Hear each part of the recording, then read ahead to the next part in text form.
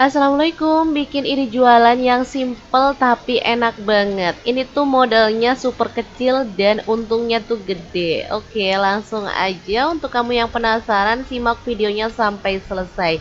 Karena kita akan bagikan cara buatnya. Nah, langkah pertama siapkan tahu putih.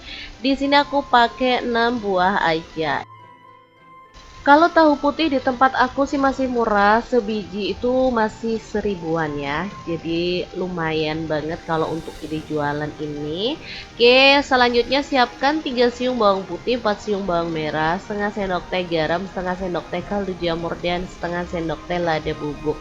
Diulek halus untuk bumbu-bumbunya. Oke, setelah bumbunya halus, lanjut masukkan tahu putihnya. Kemudian kita ulek secara bertahap gitu ya, dikit-dikit.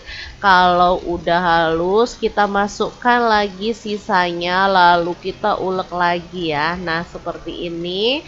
Uleknya sampai halus banget, jangan sampai ada yang masih kasar ya. Takutnya nanti pas dimasak hancur. Jadi bener-bener harus halus. Setelah halus seperti ini, masukkan 3 sendok makan tepung terigu, lalu ada 2 butir telur dan 3 batang daun bawang yang udah diiris-iris ya. Kemudian kita aduk-aduk sampai rata, pastikan semua udah tercampur ya, telur, tahu, dan juga tepungnya. Setelah itu kita pakai sarung tangan lalu bulet-buletin tahunya. Untuk ukurannya bebas ya, besar kecilnya teman-teman bisa sesuaikan aja dengan selera atau disesuaikan dengan harga jual yang mau ditetapkan gitu ya.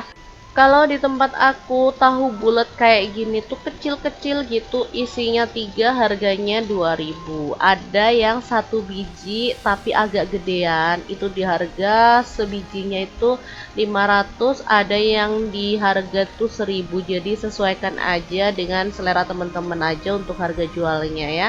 Oke, ini dia hasilnya lumayan banyak. Jadi satu piring penuh masih ada sisa satu cobek. Oke, setelah selesai dibuletin kayak gini, kita boleh panaskan minyak ya.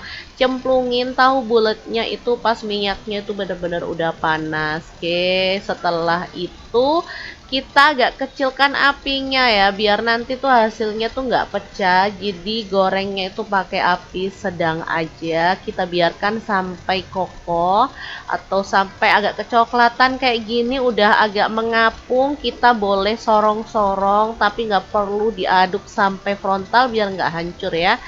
Oke, setelah dia itu garing banget, baru deh kita boleh bolak-balik sesuka hati kayak gini karena aman dan nggak bakal hancur.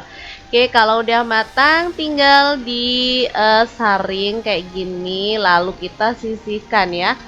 Taruh dalam piring dan ini semua udah matang ya. Asli ini menggugah selera, bagian luarnya garing banget, dalamnya itu tetap ada isiannya. Jadi ini nggak kopong ya teman-teman, mulus banget bagian luarnya juga. Oke, langsung aja kita sajikan. Nah, di sini aku masukin wadah mika kayak gini dan isinya 4. Oke, mantul banget kan. Boleh dilengkapi cabai atau saus sambal. Gimana, saat gampang banget kan? Selamat mencoba.